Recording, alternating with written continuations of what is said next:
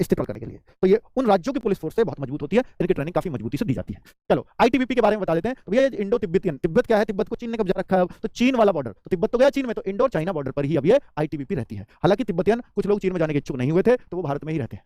ठीक है, वो हिमाचल प्रदेश में आपको बहुत तिब्बतियन देखने को मिल जाएंगे, धर्मशाला वगैरह जगह पे। ठीक है, तो भारत और चीन के बीच सीमा की रक्षा के लिए, तो भारत और चीन भारत के अंदर ना घुस जाए, तो उस बॉर्डर की जो सिक्योरिटी करते हैं वो ये है। आर्मी तो भाई युद्ध के लिए आती है आगे। ठीक है, बाकी सिक्योरिटी रखना इनका है। पाकिस्तान का बॉर्डर, बांग्लादेश का सिक्योर रखना बीएसएफ का जिम्मा है। चीन का बॉर्डर सिक्योर रखना आईटीबीपी का जिम्मा है। लेकिन अगर युद्ध करने की बात होती है तो आर्मी आती है, मालूम है ना इस बातों का। ठीक है, लेकिन अगर सिक्योरिटी करते करते आपने सुना होगा बीएसएफ के जवान शहीद, उसके जवान शहीद, इसके जवान शहीद, तो वो इस वजह से होते हैं क्योंकि सिक्योरिटी पर बेचारे युद्ध के लिए नहीं है, सिक्योरिटी वहां बिल्कुल चुस्त दुरुस्त होकर के सिक्योरिटी पहरा दे रहे हैं। उस दौरान कोई मतलब उनको थोड़ी पता है अगले वाले क्या सोच रहे हैं, कितनी गंदी मानसिकता से वो लोग हैं।